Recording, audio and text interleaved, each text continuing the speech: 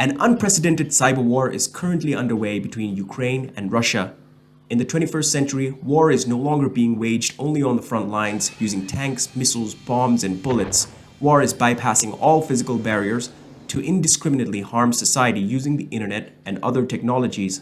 Over the past decade, global superpowers have been wary of cyber war. Every year, the US Director of National Intelligence publishes a document titled Annual Threat Assessment of US Intelligence Community, which reports the biggest threats to national security. The document has prioritized cyber as one of the leading threats since 2013, and threats particularly stemming from Russia have been a key concern. The unclassified report states, "We assess Russia will remain a top cyber threat as it refines and employs its espionage, influence, and attack capabilities. We assess that Russia views cyber disruptions as a foreign policy lever to shape other countries' decisions, as well as a deterrence and military tool." This just goes to show you that cyber war is no longer just a gimmick in sci-fi films anymore.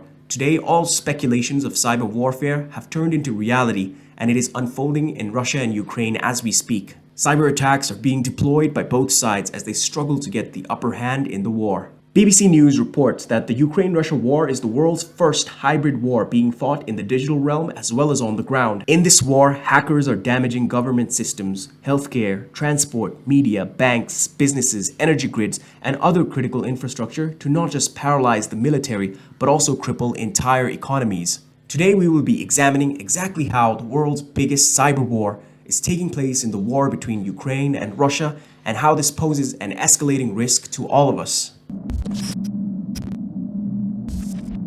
Welcome to TechKraft Inc. I'm your host Sulav Shakya, bringing you the cutting edge on everything technology and how it impacts the world around us. As technology expands its influence in all facets of our lifestyle, cybersecurity has been a major concern that has more or less been overlooked in the grand scheme of technological optimism. But going through the cyber threats being weaponized in the Russia-Ukraine crisis gives us a stark reminder of why we all need to be wary of how we interact with technology in our day-to-day lives. So let's dive right into why this war prompts us to acknowledge the dangers in cyberspace.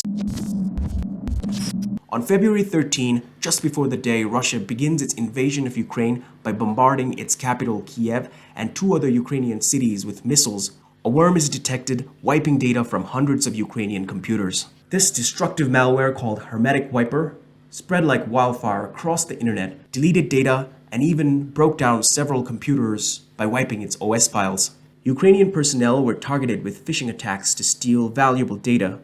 DDoS attacks shut down the websites of Ukraine's armed forces, defense ministry, public radio, and two biggest national banks, Privat Bank and Oskad Bank. In this DDoS or distributed denial of service attack, these websites were flooded by a sudden burst of massive web traffic that the servers could not handle, forcing them to go offline. In the case of banks, for instance, these attacks disabled various financial services like online payments for several hours, affecting people across Ukraine. Airports also closed off over fears of air traffic control being damaged by cyber attacks. A malware called Cyclops Blink, created by a notorious Russian hacker group called Sandworm, which we will be discussing more about later on in this video, was also discovered implanting vulnerabilities in Ukrainian computers. This meant that Sandworm can use Cyclops Blink to infiltrate infected computers at a later date, whether it's to hijack controls, spread destruction, or steal data freely whenever the hackers want. All these attacks crippled Ukraine by spreading chaos and confusion in the public, slowing down the military and evacuation operations, and limiting communication. As the Ukrainian government scrambled to get its systems back online and mobilize its forces, the Russian army occupied eastern parts of Ukraine.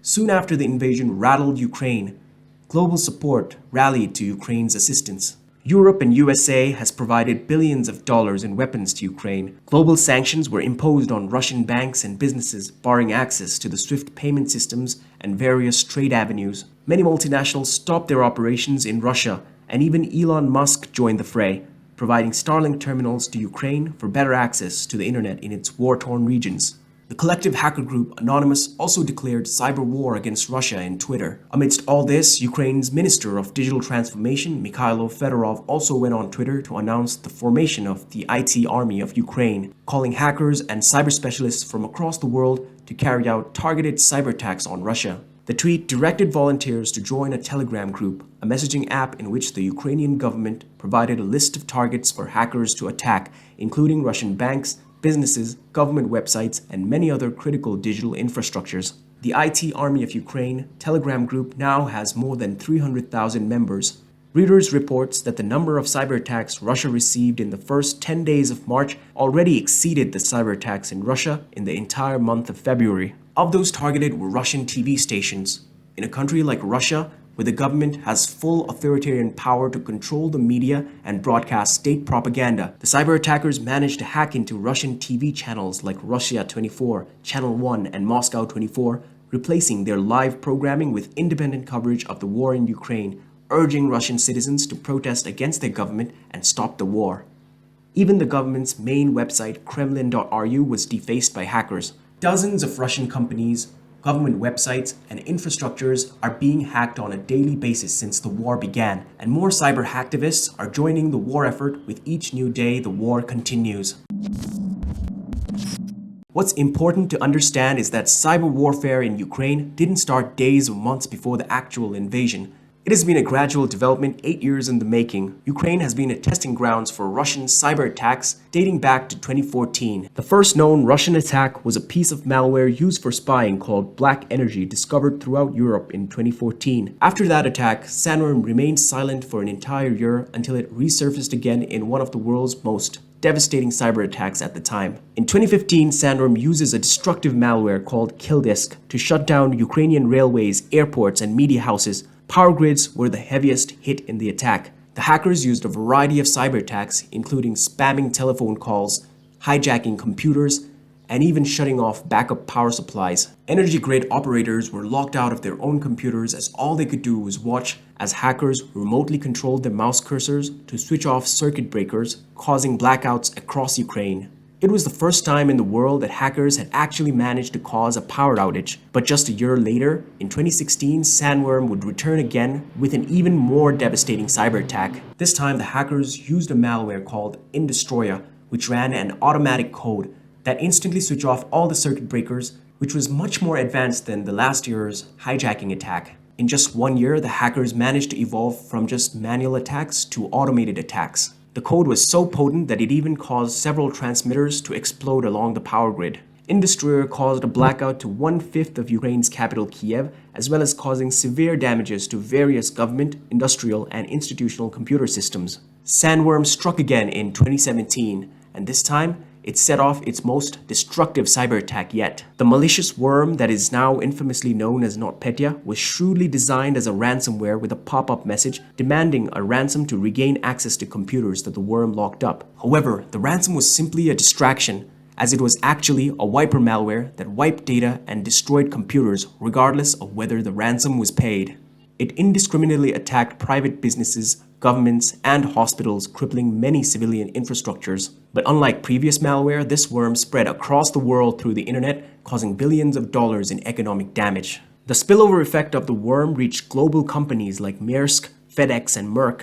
For instance, the shipment company Maersk lost its ability to track its shipment as fleets of ships were stranded in ports, unable to identify the hundreds of thousands of tons of cargo the ships carried.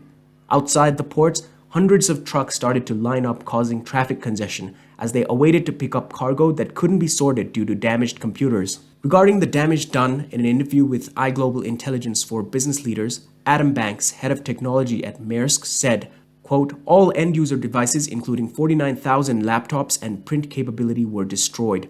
All of our 1,200 applications were inaccessible and approximately 1,000 were destroyed. Data was preserved on backups, but the applications themselves couldn't be restored from those as they would immediately have been reinfected. Around 3,500 of our 6,200 servers were destroyed, and again, they couldn't be reinstalled." End quote. NotPetya was a worm intended for maximum chaos and destruction.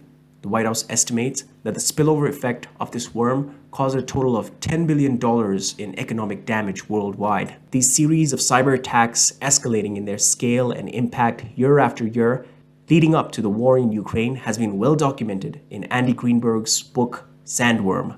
As I've mentioned before, the Russian state-sponsored hacker group Sandworm's activities were visible in Ukraine days before the actual invasion took place. Using Cyclops Blink, they were implanting vulnerabilities in Ukrainian computers, creating possibilities to spread another virus just like NotPetya. As Russia continues to be sanctioned and backed into a corner by global opposition to its invasion, Russia might retaliate with many similar cyber attacks in the scale of, or worse than, NotPetya. Furthermore, whenever nations create cyber weapons and deploy them onto the open internet, it not only has the risk of causing great spillover destruction, but also adds to the arsenal of cyber criminals who can analyze, replicate, and apply these cyber weapons for their own nefarious purposes. There is much we still don't know about the potential harms that cyberwar can bring, and as the war in Ukraine intensifies, only time will tell what devastating consequences this cyberwar can bring in the near future. What do you think about cyberwar and its implications? Let us know in the comments down below. Do like, share, and subscribe, and help us spread awareness about why it is important to be cyber secure in this digital era. It has been an interesting journey for me, learning about how technology has changed the way war is being waged, and I'm happy to be able to share this with all of you. We hope this war ends quickly, as war is never good whether it's digital or on the ground, as it only causes more pain, suffering, and destruction. Finally, I would like to end this video by saying, let's innovate and build technology to make lives better and not harm each other. Thank you, and I'll see you crafters again in the next video.